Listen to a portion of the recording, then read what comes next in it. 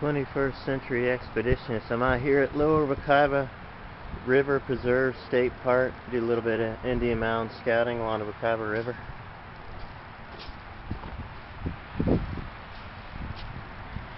One creature you have to look out for in here.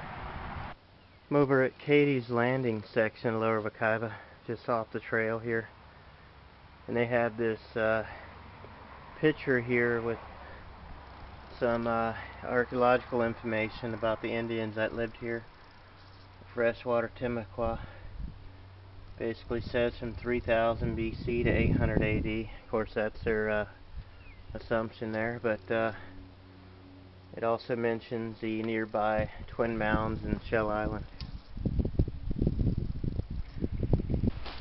Of course, this whole area was basically a midden, and you can still see, even to this day, some of the slopes here from the midden that once existed here in the small village.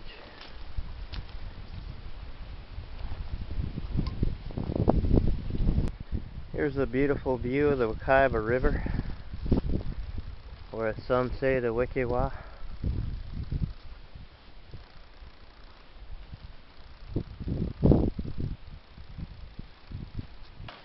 You can still see the shells scattered about. There's a coffee plant there.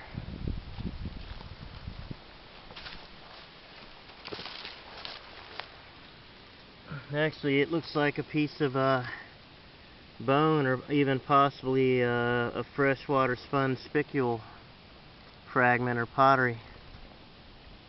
Probably more likely a bone. They both have a porous appearance, so it's kind of hard to tell them apart. Some pretty large oak trees on here. There's an aroma in the air from this, even when it's dry, this deer tongue, this dried up deer tongue, has a fresh vanilla scent that just fills the air along the path. Combination of beauty and sweet fragrance, being outdoors, just can't beat it. I'm at the Wekiva River. Gotta keep your eyes peeled for gators, even though it's about 50 degrees out here right now. Certainly never know when one's on the bank.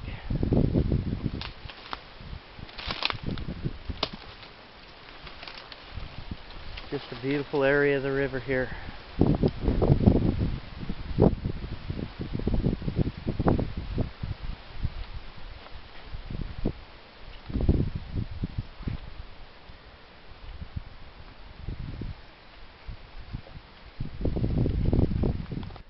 I'm here along the Wekiva River, not too far, about a few hundred yards. I'm in the flood basin now. This usually has water in it, but along the way here, on the edge of the flood basin, there are some mound formations that possibly could be burial mounds. So let us go take a look at them and discover. You can see where some limestone or chalky-like limestone substance has been dug up here from the earth.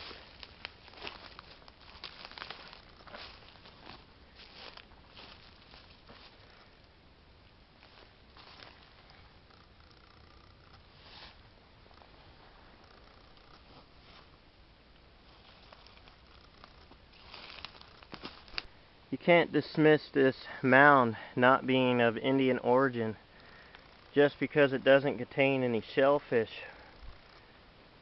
because there were many mounds that were simply built out of dirt.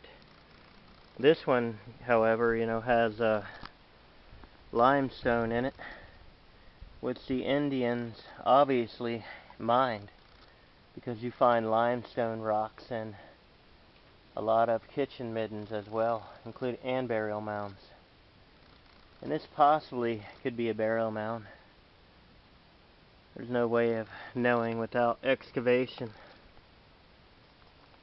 if in fact it is of Indian origin, which I believe it is. Came across these wild orange trees, which is typical of being near a Native American mound, or maybe an orange grove. But there's a mound not too far down the path here. Working my way down to the mound, you can see the cypress knees. You definitely don't want to fall here, not unless you want to be impaled.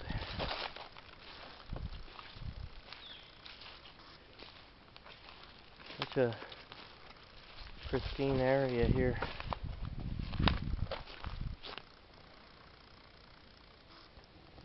Well, here we go, small kitchen midden. See the freshwater mussel snail. See this massive oak tree. You can see more of the freshwater snail. Important part of the staple diet of the freshwater Timucua and Mayaca. You can see a fragment of pottery here. Sponge, freshwater sponge pottery. You can barely make out the freshwater sponge spicules in there.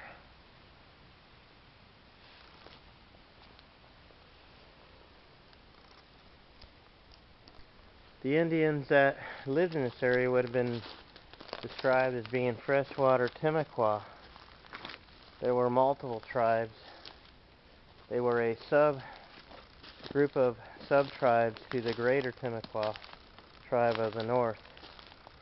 They spoke the Timucua language.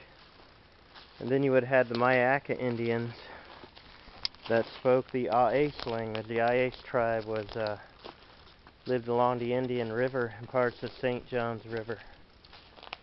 There's a lot of history, unknown history in these places, especially in this area. When people think of Central Florida or anywhere close to Orlando, they think of Disney World.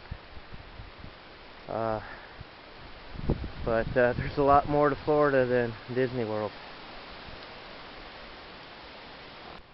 I have a barred owl that just flew over my head.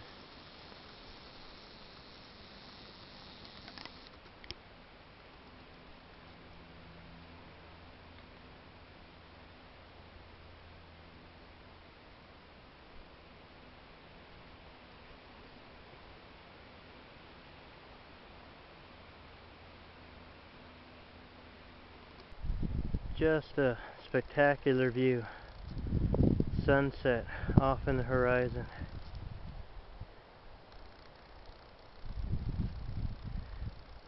It's not quite twilight yet, but it's getting there. So I really need to make my way back to the car, for I am in bear country, and I don't want to startle a bear at night.